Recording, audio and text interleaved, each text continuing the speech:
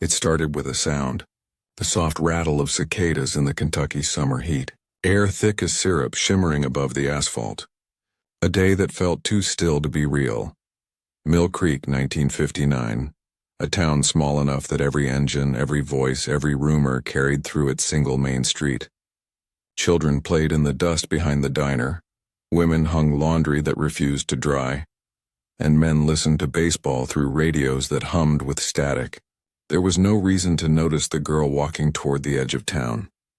Not until she was gone. Her name was Evelyn Hart, 17 years old. Bright, polite, quiet, the kind of girl teachers remembered for her handwriting, not her mistakes. That June afternoon, she left home for the bus stop carrying a small brown satchel, a paperback novel, and a bus ticket to Bowling Green. She smiled at her mother from the porch, waved once, and stepped into the glare of the sun. She never made it to the bus. For 29 years, her family waited. Until one summer morning in 1988, when a young woman appeared on the same stretch of road. Same dress, same satchel, same face, not a day older. When police asked her where she'd been, she said nowhere. When they asked what year she thought it was, she said 1959. Then she looked at their cars, their uniforms, the world, and whispered, "Why are the engines so quiet? If this happened in your town, what would you believe? That time folded, or that she never left it at all? Where are you watching from? Comment your country." Morning came slow that day. The sun rose over the rolling hills, spilling light across cornfields that hadn't seen rain in weeks. By noon, the roads shimmered and the air smelled faintly of iron and dust. Mill Creek was the kind of town where time crawled. 800 people, one post office, one diner where the same 3 songs played on loop. Everyone knew each other's business, and everyone assumed tomorrow would look exactly like today. At 3:10 p.m., Evelyn Hart stepped out her front door.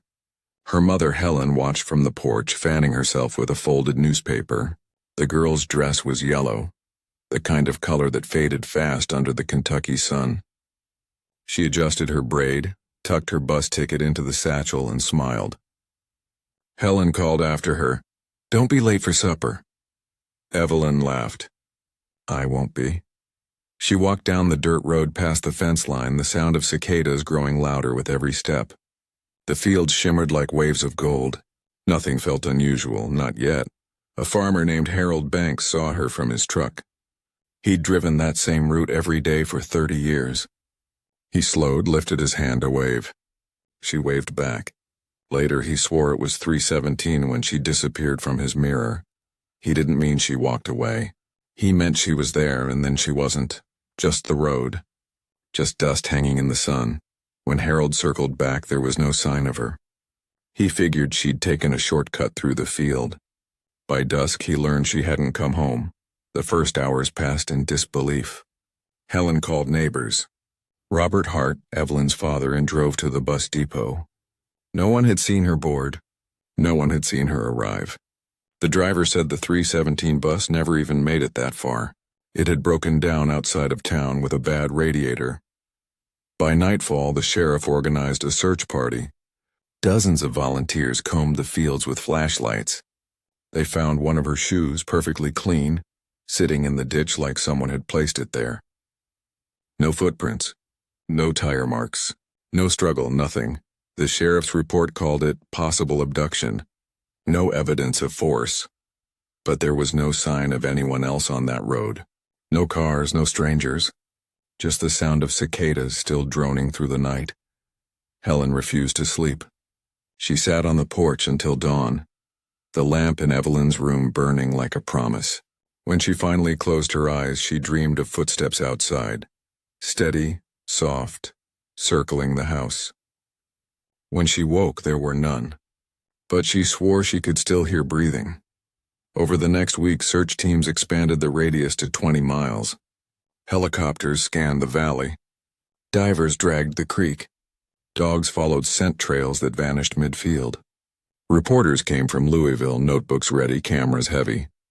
They took photos of Evelyn's bedroom, the mirror, the desk. the open diary on the bed. The last line she'd written was simple. I think things will finally start to change. By the third week, the search was over. Her name faded from headlines. But in Mill Creek, the silence after her disappearance never really ended. At church, people spoke in lowered voices. At the diner, customers turned down the jukebox. Everywhere you could feel the absence like a held breath. Helen started writing letters to her missing daughter. Every Sunday she'd sit by the window and write one page. Updates about the weather, about the garden, about the quiet. She sealed each letter in an envelope and placed it in a box under Evelyn's bed. She never mailed them. Years passed. The box grew heavier. The lamp never went out. By the 1970s, the Harts were old and alone. Neighbors said time had stopped in that house. Helen still set the table for 3. Robert sat on the porch at sunset, looking down the road where his daughter had walked away. Some nights people said they saw him nod, as if someone unseen had just waved back. Then came June 1988. Same heat, same stillness. The kind of day that makes sound feel like it's underwater. At 7:12 a.m., a road crew working outside town reported a girl standing near the old bus stop. She wore a pale yellow dress, carried a worn satchel. Her hair was braided the same way. When they asked her name, she said, Evelyn Hart. The men exchanged glances, laughed nervously. That's not funny, one said. But she looked confused. Why wouldn't it be? She said she was waiting for the 3:17 bus. When they told her it hadn't run in years, she frowned. Then she asked, why are the cars so quiet now? The sheriff was called. He found her sitting on the guardrail, legs crossed, staring at the road like it might start moving again. She didn't run when he approached. She didn't even look afraid. Just calm, too calm. They took her to the station, fingerprints, dental records. Everything matched. It was Evelyn, except she hadn't aged. Not a single line on her face. Her skin still young, her eyes still bright. Even the blood samples showed her cells were 17 years old. Biologically untouched by time. Her mother fainted when she saw her. When she woke, Evelyn said, Hi, Mom. As if the last 29 years had never happened. Doctors ran tests. Everything came back normal. Her memory was clear and until the moment she disappeared. Then nothing. She said it was like she blinked and the world had changed colors. The air smelled wrong. The sky was quieter. Reporters flooded the town. They called her the girl who walked out of 1959. TV crews filmed her walking the same road, her yellow dress bright under the sun. She answered every question the same way. I went for the bus. But there was one detail she didn't tell them, something she told only her mother. She said that when she looked in her bedroom mirror, the reflection moved a heartbeat too late, and sometimes it didn't move at all.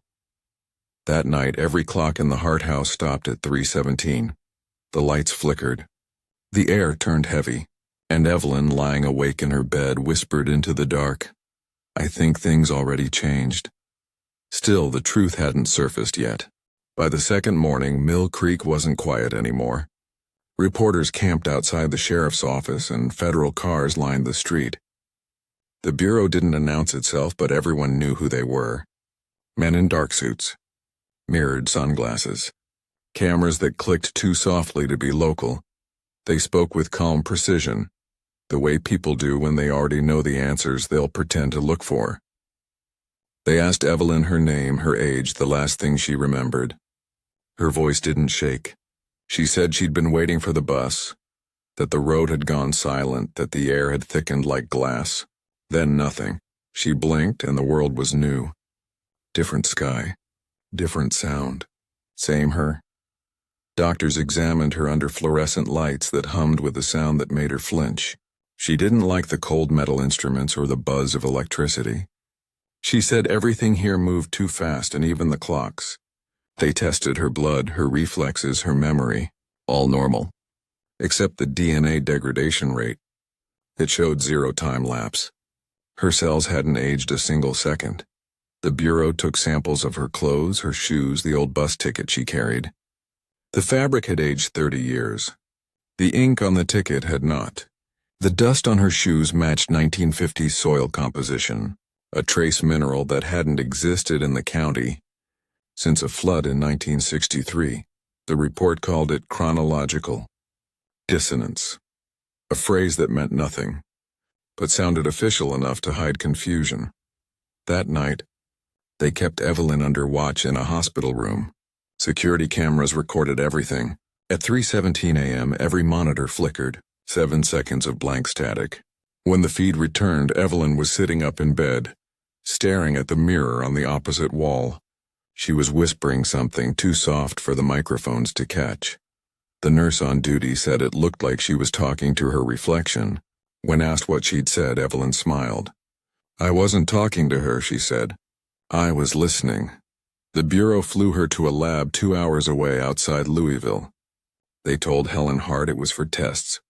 They didn't tell her the tests weren't medical. Inside the lab, sensors tracked Evelyn's movements. Every breath, every blink. Machines measured the electromagnetic field around her. It pulsed gently once every 7 minutes, like a heartbeat belonging to something else. When they played back the recordings, the room's audio captured a faint echo, delayed by exactly 29 years. Every sound repeated itself once 30 seconds after it happened. No one could explain it. Evelyn didn't react to the scientists or the lights. She just kept asking what time it was. Every hour. Always the same question. Never looking at the clock herself. When they asked why, she said the numbers didn't look right anymore. She said they moved too softly. The Bureau brought in a physicist from Georgetown. He talked about non-linear temporal recursion, a polite way of saying the universe might have folded around her. He said Evelyn's body wasn't out of time, it was in sync with another version of it. The same road, the same moment, just 2 places in the same second. He stayed 3 days. Then he asked to leave. He said he couldn't sleep, that the clocks in his hotel room all stopped at 3:17. He never came back. Meanwhile, back in Mill Creek, strange things were happening again. Streetlights flickered once an hour. Old radios turned themselves on. A preacher at the local church said he heard voices during prayer, words that didn't belong to English. He wrote them down phonetically. The pattern matched 1959 time-coded radio signals. When the Bureau analyzed the frequencies, they noticed something chilling. The pitch matched Evelyn's heartbeat. 3.17 hertz. They recorded it, played it back for her. She said it sounded like home. That evening, she asked to see her mother. They brought Helen into the facility. The 2 women sat across from each other in a cold white room. Helen reached for her hand. Evelyn smiled, but her eyes filled with tears. "It's not you," she whispered. "It's a picture of you." The agents wrote it down. They didn't understand. Helen did. She said the girl looked like her daughter, sounded like her daughter, but something was missing. Something in the way she breathed. A rhythm that wasn't human anymore. After that meeting, the Bureau decided to isolate Evelyn. She didn't protest. She said she was tired, that she wanted to rest. They moved her to a locked observation room. For 3 days, she didn't speak. She didn't move. She just stared out the window, waiting for something only she could see. Then on the 4th night, the monitors picked up movement.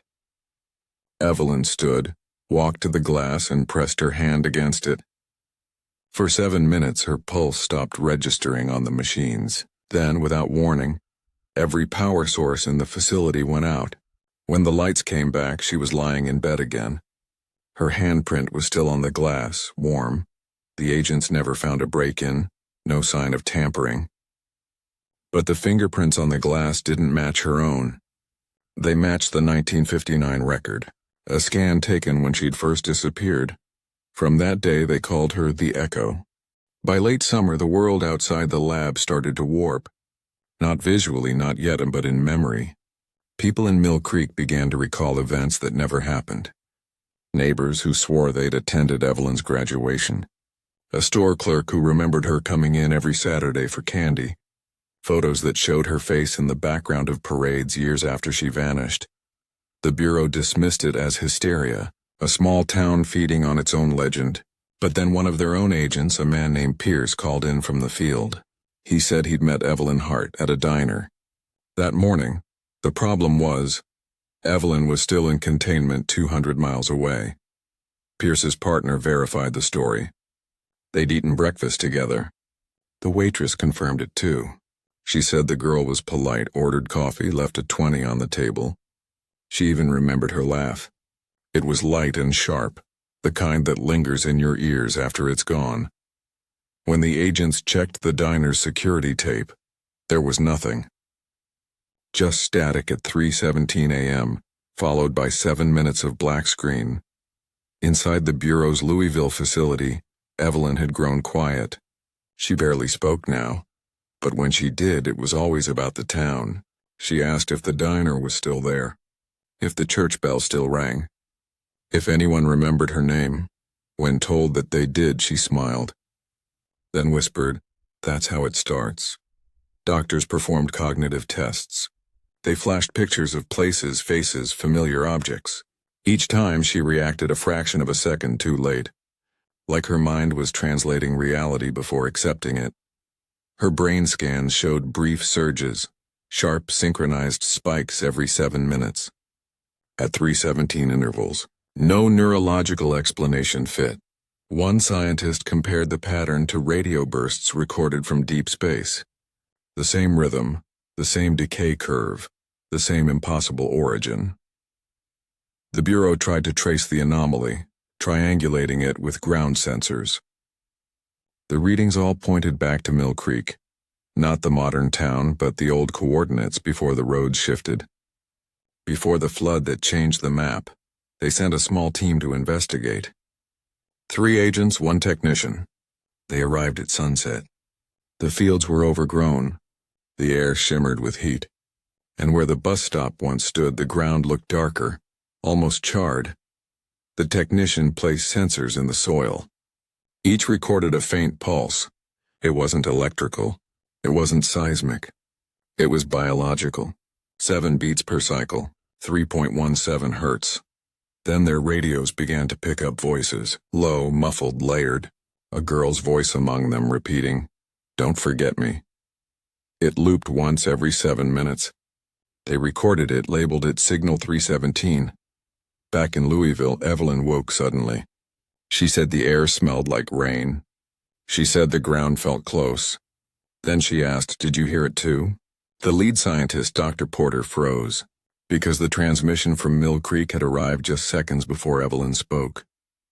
Perfectly in sync. Over the next week, the signals grew stronger. Every time they spiked, Evelyn's pulse slowed. Her skin temperature dropped. Her voice deepened slightly, as if layered with another, one she didn't recognize. She said the other voice whispered to her when she closed her eyes. She said it asked questions. "What year is it? What time? Are you still there?" Then one night she stopped responding altogether. Her vitals were stable, but her brain showed rapid patterns, bursts of 7-second intervals. When they played the frequency of those bursts through the lab speakers, the glass vibrated, faintly, like someone knocking from the other side. Dr. Porter began recording everything. Her notes grew frantic. She wrote that Evelyn wasn't shifting through time, she was sharing it, that every moment of her life was happening at once. And when the Bureau tried to separate the timelines, the 2 versions began to bleed together. The next morning, the agents who'd visited Mill Creek reported something strange. Their watches all stopped at 3:17. When they checked the time against the Bureau clock, they were 30 years behind. Exactly 30. One agent, Pierce, didn't return. His vehicle was found empty, engine idling, headlights still on. Inside, the radio played 7 minutes of silence. Then faintly a voice, Evelyn's voice, saying, "You came back too soon." The Bureau classified the entire case under a new name, Project Mirror. All data sealed. All agents reassigned, but Dr. Porter refused to stop. She said the phenomenon wasn't just temporal, it was emotional. She said Evelyn had become a reflection of memory itself, a living loop where loss kept replaying until someone listened. Her superiors called it poetic nonsense. They ordered her to destroy the recordings. She didn't. She kept them. And when she played them late at night in her dark office, she swore she heard breathing on the tape. Not hers, not Evelyn's. Something in between. Still, the truth hadn't surfaced yet. The Bureau locked down Mill Creek by October. On paper, it was a geological containment zone. In truth, it was a town slowly sinking into two versions of itself. Satellite scans showed the strangest pattern, houses that appeared on one frame, gone the next. Streetlights flickering in sequences that matched the 1959 power grid. And then, the people. Locals swore they saw faces they hadn't seen in decades. Men who should have been old, children still small. And Evelyn, walking home from the bus stop again and again, some said she waved. Some said she didn't notice them at all. At first, the Bureau dismissed it as collective hysteria. But the field data told a different story. Objects found near the old creek bed tested as pre-1960s metal alloys. A discarded soda bottle, capped and sealed, still full of air older than the men who found it. One agent said it smelled like sunlight. Dr. Porter returned to Mill Creek. She'd been ordered to stay away, but she couldn't. She drove through the valley and stopped where the bus stop used to stand. The sign was gone, but the shadow on the pavement remained. She said it felt warm, as if the sun there still belonged to another year. When she closed her eyes, she heard the hum. Not loud, not mechanical, more like the sound of a house breathing when everyone's asleep. Slow, steady, waiting. She brought recording equipment and set it up overnight. At 3:17 a.m., the ground trembled, gently like a sigh. The meters jumped once, then fell silent. On the playback, she heard footsteps circling the microphones. Measured, careful, a girl's voice whispering, "You found it." Dr. Porter didn't tell the Bureau about that tape. She kept it for herself. She played it over and over until she noticed something. Each time, the recording ended 7 seconds later than before. As if the sound itself was catching up. By November, Mill Creek's population had dropped by half. Families moved away without notice. Mailboxes stood open, newspapers piled in driveways. One by one, the houses emptied. Except one, the Hart home. Helen Hart was still there, 81 years old. She refused to leave. Said Evelyn might come back again, and she needed to be home when she did. Neighbors said her lights flickered at the same time every night. Always 3:17. And sometimes you could see someone standing in her doorway. A silhouette in a yellow dress, not moving. Dr. Porter convinced the Bureau to let her visit Helen. When she arrived, the old woman greeted her like she'd been expected. Said she'd been hearing company in the walls. The radio turned on by itself now, only to static. Soft, rhythmic static that pulsed every 7 minutes. Helen said she'd stopped turning it off. They sat together at the kitchen table. The wallpaper peeled. The clock on the counter ticked out of sync. Dr. Porter asked what she believed had happened to her daughter. Helen smiled faintly. "She came back," she said. "Just not from where you think." Porter asked where she thought Evelyn had gone. Helen's eyes watered. "She didn't go anywhere," she whispered. "We did." That night, Porter wrote in her field notes, "Temporal dislocation may not be a jump in time, but a change in perspective." We left the moment. She stayed inside it. 2 days later, the Bureau ordered an evacuation of the surrounding area. Sensors buried near the old road had begun picking up strange distortions, pressure changes, temperature fluctuations, a pulsing sound that interfered with power lines. Every reading centered around 3:17 a.m. Always 7 minutes of activity. Then stillness. Then again. The last residents left on a cold December morning. Snow fell quietly over the fields, muffling the hum beneath the earth. By night, only one light remained in the valley, the Hart porch lamp flickering against the wind. The Bureau sealed the town perimeter. The file was reclassified. Project Mirror became Operation Echo Field. No one was allowed back in, but Dr. Porter didn't stop visiting. She said the town was changing color. That some nights it looked older, softer like the light from an old photograph. And once she swore she saw the bus, the same make and model from 1959 parked on the side of the road, engine cold but headlights glowing. She opened the door and stepped inside. The seats were empty. The air smelled like dust and sunlight, and in the rear window someone had written a single word in the fog: return. Still, the truth hadn't surfaced yet. Winter froze Mill Creek into stillness. No wind, no birds, no sound but the hum beneath the ice. The Bureau built a structure in the center of town, a steel chamber buried beneath 6 feet of frozen earth. They called it the Quiet Box. Its purpose was simple: to contain the pulse. To see if silence could hold time still. Dr. Porter led the team. She hadn't slept properly in weeks. Her hands trembled when she wrote, but she insisted the project mattered, that if they could isolate the hum, they might understand what Evelyn had become. The chamber was lined with copper. No echoes, no reflections. Every surface absorbed sound. Inside, it felt like standing inside a breath that never exhaled. They placed microphones in the walls, sensors in the floor, and a single chair at the center. Then they lowered Evelyn into the box. She didn't resist. She said the air felt familiar. She said it smelled like the day she left. Then she asked, "Is it almost 3:17? Dr. Porter checked her watch. 7 minutes left. The monitors outside showed a slight tremor. Pressure in the chamber began to fluctuate, heart rate steady, temperature falling. Then just before 3:17, Evelyn looked up, as if hearing something no one else could. Her lips moved. The microphones picked up nothing. At exactly 3:17, the hum began, low at first, then rising in pitch. Lights flickered across the control room. Every gauge spiked. The technicians shouted readings. Porter whispered, "It's starting."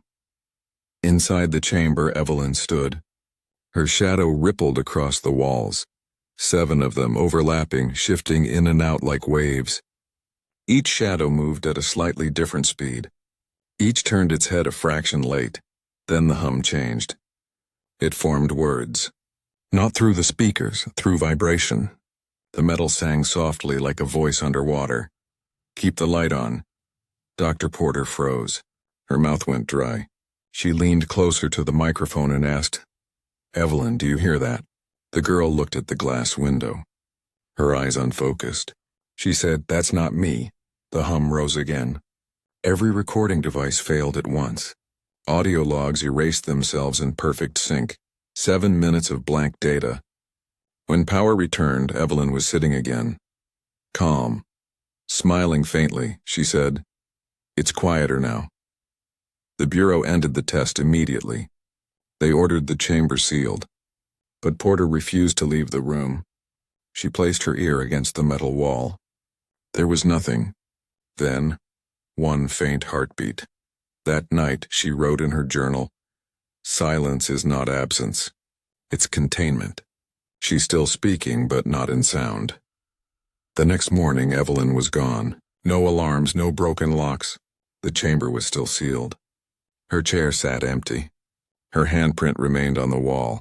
When Porter touched it, the metal felt warm. The instruments flickered, 7 seconds of static. Then the hum returned just above hearing range. It pulsed 7 times, stopped, then whispered again, "Keep the light on." After that, no one slept. The Bureau shut the facility down. The chamber was filled with concrete. The field team reassigned.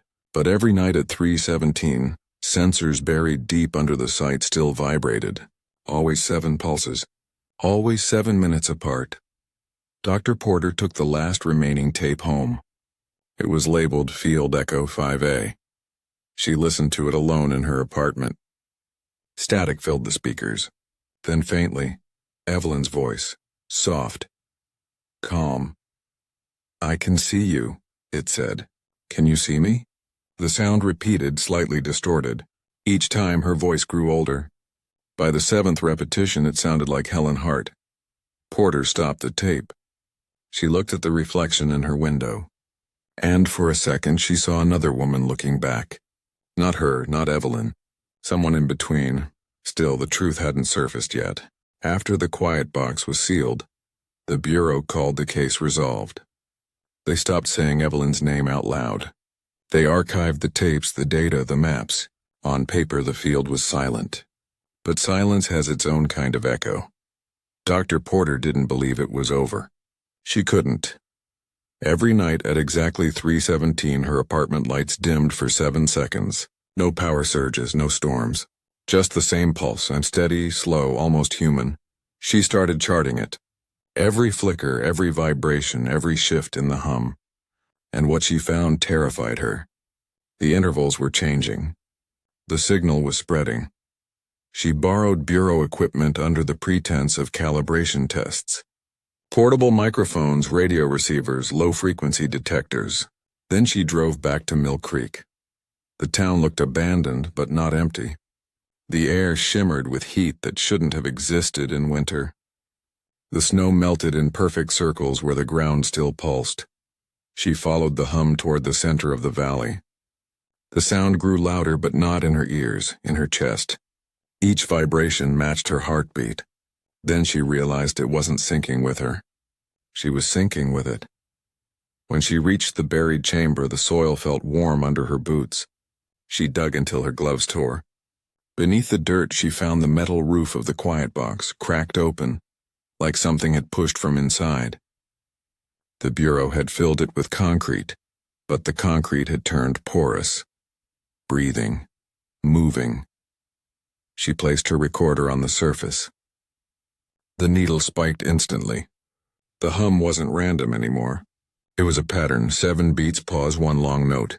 And when she filtered the sound through her analyzer, the waveform formed a shape. A human voice. It said, "You're late." She stumbled back. The ground under her shifted slightly, like something turning over in sleep. Then a rush of air escaped through the crack, warm and dry. It smelled like the day Evelyn disappeared. Sunlight, dust, cicadas. Porter froze. Her breath misted in front of her, then disappeared. I pulled downward. She heard faint laughter, the kind that comes from memory, not air. When she opened her eyes, she wasn't sure she was still in 1989. The field had changed. The snow was gone. The road was dirt again.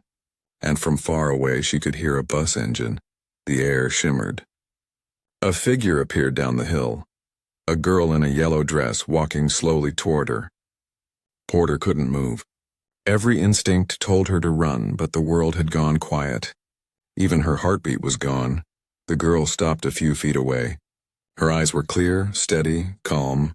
She said, "You can't close a moment once it starts breathing." Then she smiled.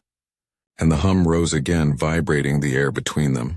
For 7 minutes, time felt elastic, stretching, folding, pulsing like a lung. Porter saw flashes. Evelyn on the road, Helen on the porch, the agents in the lab. All moments stacked on top of each other. Not linear. Alive. She reached out. Her hand passed through the air, warm and soft like sunlight trapped in glass. And then everything stopped. The hum vanished. The light collapsed. When Porter opened her eyes again, she was standing in a field of frost. Alone. The recorder still worked. It had captured exactly 7 minutes of data. The final waveform was identical to a human heartbeat. When slowed down, it formed a voice. "Evelyn's voice. I waited," it said. "But you forgot." Porter took the tape back to her car. She sat behind the wheel, hands shaking, eyes unfocused. She played the recording again. The same voice, softer this time. And beneath it another voice, and older, tired, almost maternal. "Keep the light on." She looked up. Far ahead, in the distance, she saw it. A faint yellow glow in the valley, flickering once every 7 minutes. Not a fire. Not electricity. A porch lamp. Helen Hart's house. The Bureau later found Porter's car parked at the edge of the old road. Engine off. Driver's seat empty. Inside, the tape still played on loop, static, 7 minutes long. Then the faint hum. Always at 3:17. They sealed the field again, built warning signs, called it unstable ground. but locals still drive by on foggy nights. They say their radios go dead near the valley, and sometimes, for a few seconds, the headlights dim. Then a voice whispers through the static, "It's still the same day." Still, the truth hadn't surfaced yet. By 1993, the Bureau stopped calling it a disappearance. They called it a frequency leak, something that had slipped through the seams of time and refused to close. Teams were sent to Mill Creek every few months to measure the ground. They returned pale, quiet, reluctant to talk. Some requested reassignment. Others didn't return at all. The official report said the valley was contaminated, a mix of heavy metals and low-frequency resonance. Unofficially, it was something else. Every microphone buried in that soil kept recording after it was turned off. 7 minutes of sound, always the same hum. By spring, the signal began spreading across state lines. First in southern Ohio, then Indiana, then Missouri. Random bursts of static at exactly 3:17 a.m., each one lasting 7 minutes, each one carrying a faint whisper at the end. At first, the whispers were nonsense. Fragments of breath and broken vowels.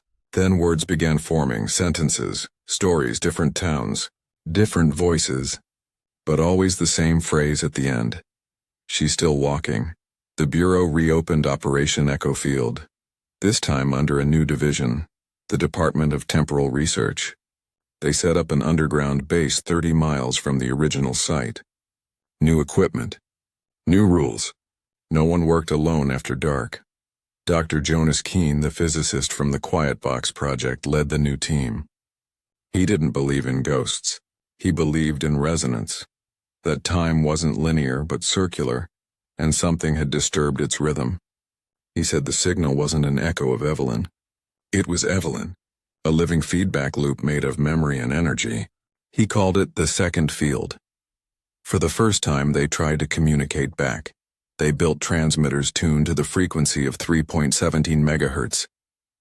Each night at 3:10, they sent a simple message. "Who are you?" And every night at 3:17, the hum replied. Same tone, same pulse. Until the 7th night. Then the voice changed. It said, "I was here before the light." Keene didn't sleep for days after that. He started drawing patterns in his notebook, circles overlapping, each labeled with a date. Every loop intersected at 3:17. He told his assistant that the number wasn't random. It was the time when both versions of the world overlapped. When cause and effect traded places, the assistant laughed. The next night he went home and never came back. His car was found on Route 22, engine running. Radio playing. 7 minutes of static. Then Evelyn's voice. "You shouldn't have followed the hum." Meanwhile, strange weather settled over Kentucky. Fog rolling in without warning, temperature swings that defied logic. And in one small town, all the clocks froze at 3:17 for 7 full minutes. When they started again, everyone's watches were exactly 30 years slow. The Bureau hid the reports, but Dr. Keene kept copies. He believed the signal was learning and adapting, that it had become aware of being observed. He began hearing things in the recordings the others couldn't. A heartbeat, footsteps, then a voice whispering his name. At first faint, then clearer. Jonas. He stopped eating, stopped sleeping. He said she was talking to him now, not through the machines, but through the pauses between sounds. He said silence had become language. The Bureau planned to shut him down. They said his data was corrupted, his mental state unstable. He told them the field was listening to their meetings, that every time someone said Evelyn's name, the hum grew louder. The last entry in his notebook was dated April 17, 1995. It read, "She's not lost." "We are." He vanished that night. His office light stayed on until morning. When agents entered the room, every computer displayed the same message. Legend 3 Modern 3 White. They found a tape recorder on his desk. Inside was a single audio file labeled Second Field, Final, 7 minutes long. It began with static, then the hum, then 2 voices layered over each other. Evelyn's and Keene's, both saying the same thing. "Keep the light on." The Bureau sealed the site again. They dismantled the transmitters. But the signal didn't stop. It spread into the airwaves, through old radio frequencies into shortwave bands, even into digital static. By 2001, it was everywhere. No longer bound to Mill Creek, just a pattern woven into noise. At exactly 3:17 a.m., radios all across the Midwest flickered with 7 minutes of hum, then silence, then a faint sound, like someone taking a breath. Some listeners recorded it. When they played it backward, it said, "I remember you." Still, the truth hadn't surfaced yet. By 2007, Mill Creek no longer existed on maps. Just an empty valley fenced by silence and rumor. The Bureau had built a wall of secrecy around it, but people still came. Drivers who lost their way at night, kids chasing stories, truckers who swore they saw a light move through the fog. Always the same place, always the same time. 17 a.m., locals called it the breathing hour. They said if you stopped your car and turned off the engine, the world around you held its breath. No wind, no insects, no sound at all. And then, after 7 minutes, a hum. Faint, soft, like the earth remembering something. No one ever stayed longer than that. The Bureau stopped sending teams after the Keene incident. The files were locked. The research division dissolved. Only Dr. Porter remained. Or maybe she didn't. No one could ever prove where she went after that winter, but sometimes in the field notes that survived, you can still read her last words. If sound is memory, then silence is what remembers us. In 2010, a documentary crew got permission to film a series on abandoned government sites. They were told the Kentucky Valley had been a test zone for acoustic research. They didn't believe that. They wanted ghosts. They found something else. On their second night, one of the crew, a sound engineer named Tyler, woke up to the hum. He thought it was interference from his equipment. He got up, stepped outside the tent, and realized the sound wasn't coming from anywhere. It was everywhere, vibrating in the ground and the trees in his chest. He turned his camera on. The timestamp read 3:17. He called to his team, but no one answered. The valley had gone pale, washed out like an old photograph. Through the fog, he saw a faint yellow light. It blinked steady 7 times. Then stayed on. He followed it. The mist thinned. And there she was, a girl standing by the old bus stop. Yellow dress, satchel in her hand, face calm, almost kind. Tyler lowered his camera. She looked straight at him and said, "You're late." Then the light flared white. When the footage was recovered later, it showed nothing but static for 7 minutes. At the end, a faint voice whispered through the noise, "Keep the light on." The Bureau took the footage, filed it under echo field, final transmission. The crew never spoke publicly again, but people who've seen the raw cut say that if you slow it down, you can see her reflection in the lens. Not the girl's, the cameraman's.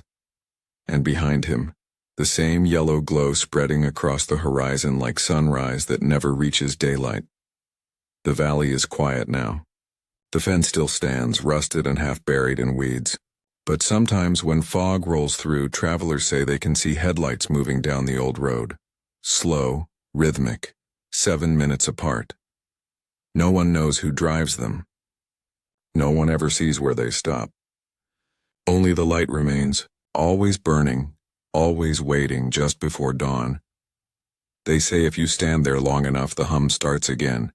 And for 7 minutes, the world feels out of place, familiar but wrong. Like something is remembering you back. No one knows what really happened to Evelyn Hart. Whether she walked out of time or time walked out of her. Whether she vanished once or never stopped vanishing. But somewhere in Kentucky, a single porch lamp still glows before sunrise, soft, golden, steady, like a promise that refuses to die. And maybe that's what she became. A moment that never ended. A breath that time couldn't let go. So if you ever find yourself driving through that valley at night and your radio goes silent at 3:17, don't stop. Don't look back, just watch for the light, because some roads don't lead forward. They wait. State secret or a loop in time? Tell us what you believe in the comments. Some stories were never meant to stay buried. Don't let them vanish and keep them alive with us.